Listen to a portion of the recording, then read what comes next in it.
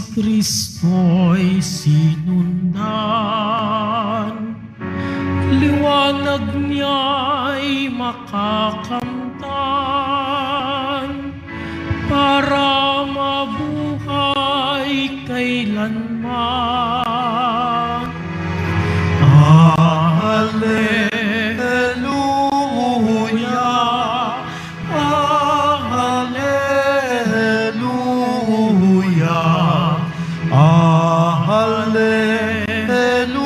Alleluia, Alleluia.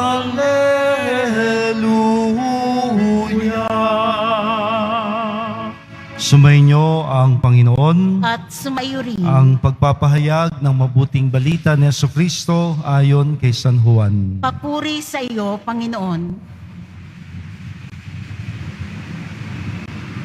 Noong panahong yon, sinabi ni Jesus sa kanyang mga alagad, "Tandaan ninyo, malibang mahulog sa lupa ang butil ng trigo at mamatay, mananatili itong nag-iisa.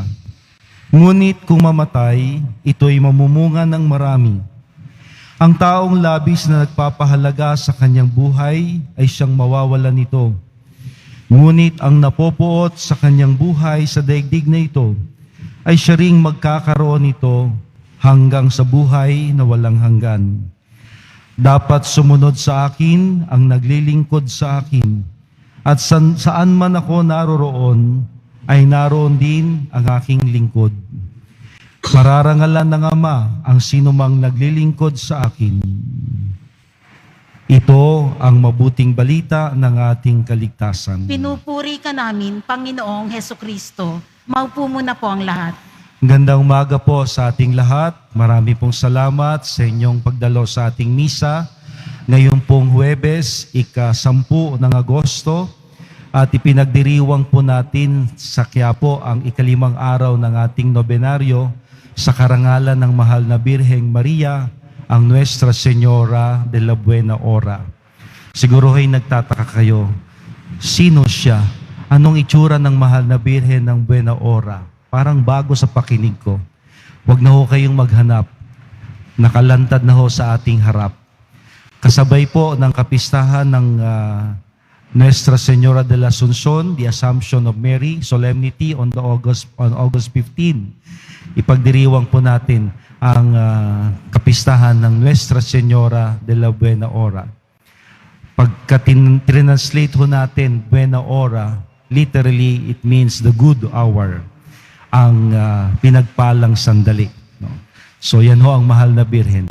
It's the same Virgin Mary, Nuestra Señora de la Soledad de Portabaga, Immaculada Concepcion, ina ng laging saklolo, Mahal na Birhen ng Antipolo, Mahal na Birhen ng Manawag, Mahal na Birhen ng iniakyat sa langit, ang Nuestra Señora de la Buena Hora.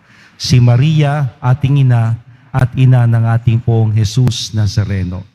Kaya't sana ho, kung tayo ho'y deboto ng Poong Nazareno, lalo na tayo'y dumadalo at gumagayak sa pagpunta dito sa Quiapo, ang pambansang dambana ng Poong Jesus Nazareno, huwag nating kakalimutan, dito sa atin, si Maria ay may natatanging pangalan na titulo, ang Nuestra Señora de la Buena Hora. Siguro ay napansin niyo, anong meron? Anong ganap? Kamakailan lang po ay idineklara ang Quiapo Church, the Parish of St. John the Baptist, Basilica Minore ng Poong Jesus Nazareno na pambansang dambana, National Shrine. Kaya meron pong kaunting pagsasaayos sa ating altar, atin pong ipagdasal na ang lahat ng ito'y tunay na karapat-dapat na aangkop sa pagiging isang pambansang dambana sa karangalan ng ating Poong Jesus Nazareno.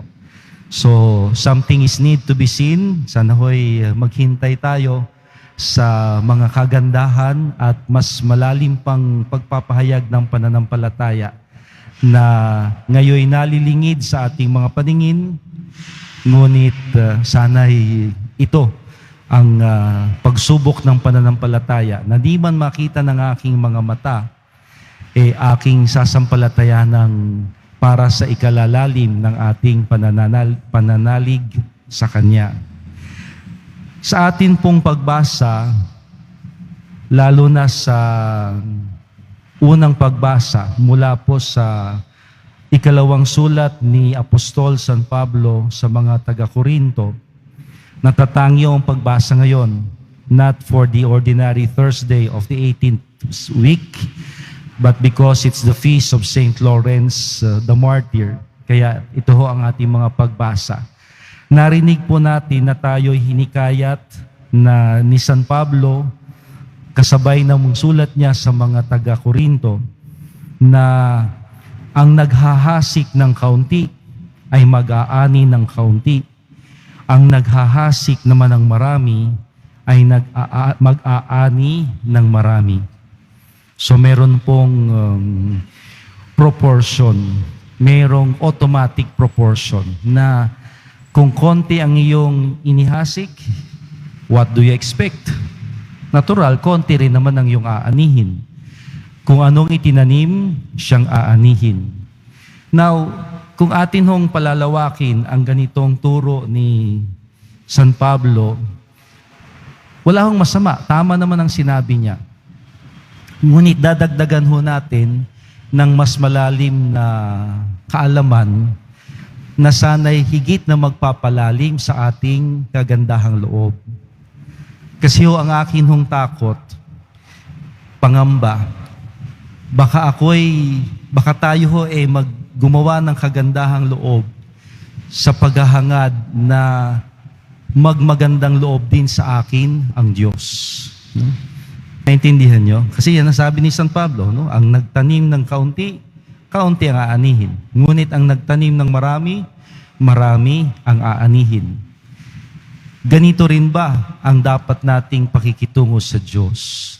Na kung gusto kong ako'y pagpalain ng Diyos, hindi ko siya titipirin, hindi ko siya pagdadamutan sa paghahangad na ako'y higit niyang pagpalain. Wala naman hong masama doon. Kaya lang, meron hong bahid ng pag-control o pagpipigil sa Diyos sa kanyang kakayahang higit na maging mabuti kaysa sa atin. To the point na sa simpleng usapan, parang pinipilipit ko na ang kamay ng Panginoon na sumunod sa gusto ko. Sabi ni San Pablo, magtanim ng kaunti, konti aanihin. Pues, ako'y magiging masigasig upang ang Diyos ay mahiya akong tanggihan. Yun ho, kasi ang minsang sasagi sa isip natin, do you agree? Magiging deboto ako.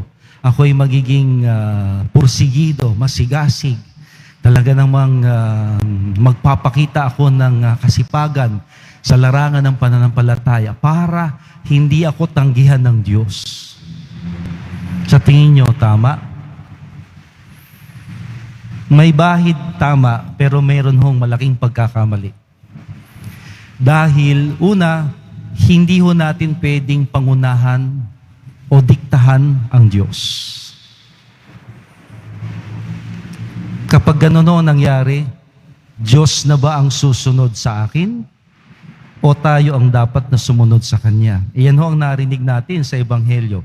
Ang nais na sumunod sa akin, tulad ng butil, mahuhulog, mamamatay sa sarili upang mamunga ng marami. Mayroong pagkawala o kasalatan na mangyayari sa atin, kakulangan, upang ang kasaganaan sa atin dumating at manahan, hindi sa sarili nating gawa, kundi dahil sa pagkilos ng Diyos.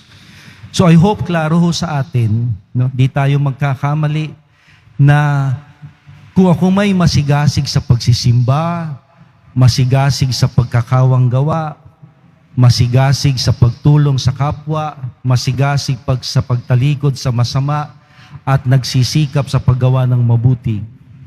Ito'y hindi dahil upang ang Diyos ay hindi makatanggi. Maliho yun. Kundi Kung ako'y gagawa ng mabuti, ito'y dahil sa pasasalamat sa lahat ng kabutihang ginawa niya sa akin noon pa. So meaning, kung meron ho tayong gagawin ngayon, ito'y hindi upang ang mga darating na araw maging mapagpalat, masagana na igagawad ng Diyos sa akin. Kundi may gagawin akong maganda at mabuti at tama ngayon. Paglilingkod sa Diyos at pagtulong sa kapwa, dala ng aking hindi nakalilimot na pagpapasalamat sa naging kabutihan ng Diyos sa akin noon pa, na aking pagsisikapang suklian at tumbasan sa paggawa din ng kabutihan sa iba, tulad o hawig ng ginawa niyang mabuti sa akin. Naintindihan ho natin? Nag-gets niyo ba? Sabihin niyo, Father, aga-aga pinahihirapan mo kami mag-isip. Ba, hindi ho. Gusto ko lang hong maging maliwanag sa atin na hindi tayo mabubulagan ng pagkaunawa na sa aking masigasig na pagdadasal, sa aking pagsisikap na gumawa ng mabuti, walang dahilan ng Diyos para tumanggi. Teka, hindi ho gaya ng turo ng Panginoon. Hindi rin yan ang turo ng simbahan.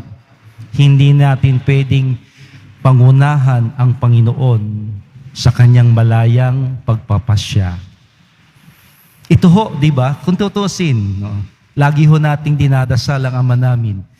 Patawarin mo kami sa aming mga kasalanan. Anong kasunod? Tulad ng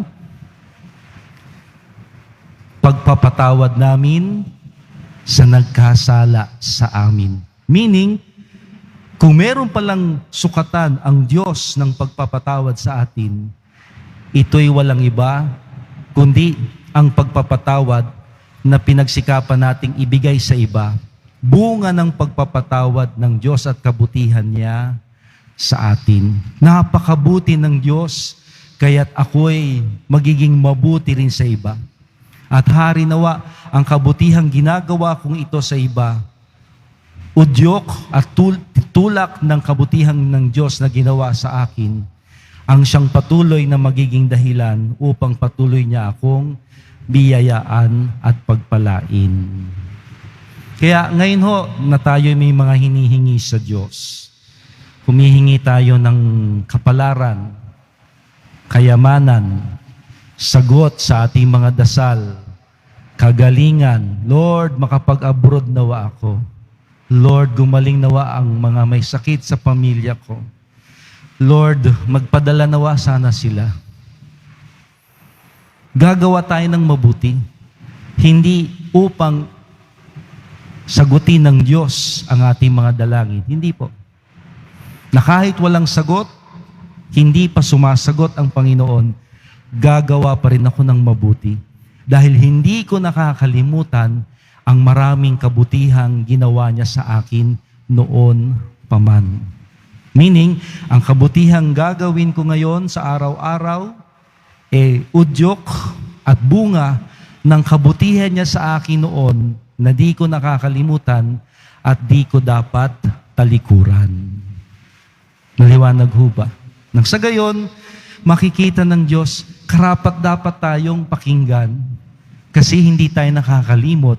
At pag nakita ng Diyos ang ating kagandahang loob at kabutihan, dahil sa ating naging karanasan sa Kanya, ako'y naniniwala, ang Diyos na mismo ang magkukusa upang higit tayong biyayaan, higit pa sa ating hinihingit, ipinakikiusap sa Kanya. Di ho natin siya pwedeng pangunahan at di dapat natin siya diktahan. Kundi, dapat lagi nating pasalamatan at kilalanin ng Panginoon sa lahat niyang kabutihan at pagpapala higit pa sa ating mga hiningi at naranasan.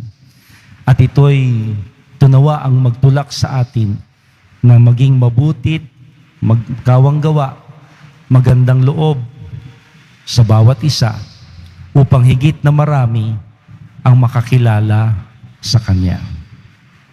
Amen.